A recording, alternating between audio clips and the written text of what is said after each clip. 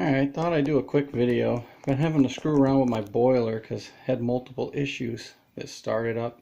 First one started with the boiler drain leaking. I haven't fixed that. Put a cap on it, tightened the bonnet, which is the hex head just below the handle there. But that didn't stop it. It's weeping at the threads. So that's a summertime. I ain't doing that now because I'd have to drain and put a new one in. So I did put a new aquastat in. Aquastat is keeps your boiler from getting too hot. It's like a hot water switch. And this is the new model number. That's the date I put it in. This was something special I had to do. I had to actually turn the low limit off on the way mine's set up. You might not have to do it for yours. I have line voltage coming in. I have the thermometer inside. There's like two posts like that inside, wired out together. I just ran a wire from one to the other, so it thinks there's a thermostat in there calling for heat, even though my thermostats come in my board up there. It's a weird hybrid setup. Everybody's is different, so you gotta sort of take it in stride. And then I got line coming out, 120 line. It goes into the bottom of this box. This is my new igniter module there by Honeywell. This was a bitch to get any information about. They don't want to tell anybody jack shit. They don't want to tell compatibility. This is the old one. They're like, oh, you need to contact a professional. You need to. I went to HEPS and they couldn't. Will it focus? There we go. There's the number.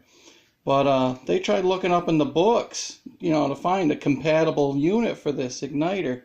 And they really couldn't find jack.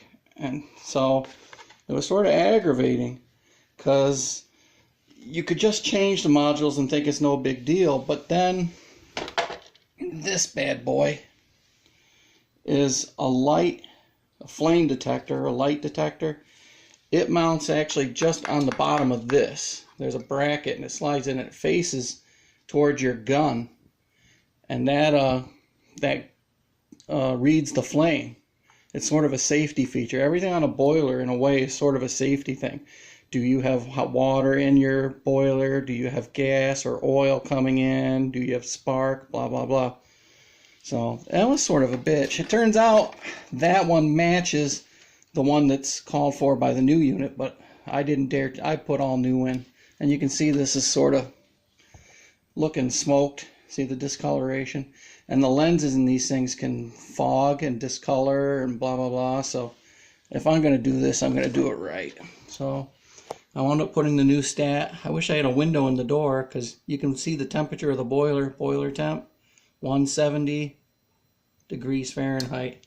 And she just clicked. This is music to my ears because that just clicked, told this okay, and then this told the gun to fire. So now we got flame. So I don't have to bang on the corner of the old unit like I did to get it to fire every 20 minutes or 30 minutes. I mean, if I wasn't here, we'd have cold pipes. It was letting the boiler get down to like 80 degrees. So that was the control module. This was easier. This was the old aquastat.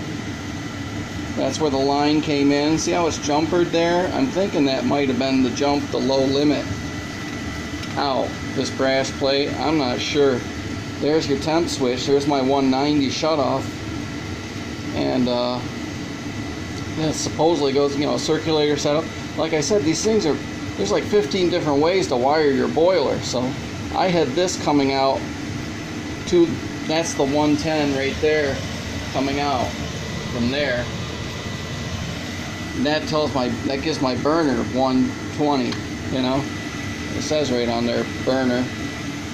And the stat wire there is jumped out. So that's why I jumped it out inside that also. But this is an old mechanical physical switch, a relay. It's breaking down. This one actually has 3 or 4 relays in it. And you can hear them click, which is nice. I think they did that on purpose because they probably could have been silent.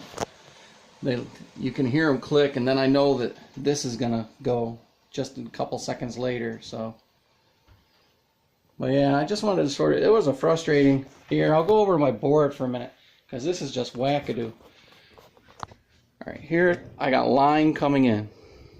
One of these is line going to my aquastat, which I was just showing you. One of these is line going to a circulator pump. And then this is going to a circulator pump. This is power coming into the board. So I have one pump running off of the box. I have one pump running off of this, but they both fire, you know, whenever they're demanded. So there's some hoodoo going on in here that I don't quite get. I mean, it's just sort of a I hate how these pumps are set up. This chaps me. I'd really like to redo this. It looks like shite, but it's funny how you got line going there, and one comes from the panel and one comes from the box. But that was sort of aggravating with Honeywell. They're keeping stuff bottlenecked, so you can't just fix shit on your own, because this was not hard, folks. This had, well, I can show you, because the wires were exactly the same. It's got a black, a white, and an orange wire coming off the bottom of this unit, just like this unit. And all I did is I matched up. This basically got the line coming in. This one connected to L2, which is the white wire coming in from there, and some wires going into the gun. And this went to wires going into the gun. Though they call that the gun, where it shoots the oil and ignites it in there. There's 10,000 volts that are generated in here. You always want to make sure that sucker's off before you mess with it. But yeah, it wasn't that bad. I had to take this off, and I took a picture of the wiring. Always take pictures of your stuff before you know, tear it apart. That way you can always put it back together if you got to put it back together because something didn't work. And I had to take this bad boy out. So, because this goes, there's a little wall in here. The yellow wires to the light sensor had to go through, and I had to plug the light sensor into the bottom bracket that mounted right to the bottom of that. So yeah, and the aquastat, like I said, was a little trickier. I mean, basically it was plug and go. There was a grease I had to put in the well. This doesn't actually sit in water. There's a well that goes into this chamber. That's the probe. Like that probe, that's a capillary probe. It's on the back of that sucker too. But there was a grease, a thermal grease, that gives it a better connectivity and has less issues getting an accurate temp, which is important. I mean, that's what it's all about. Accurate temps on running stuff. So, I don't know. I just wanted to sort of share that, put that out there. Thanks.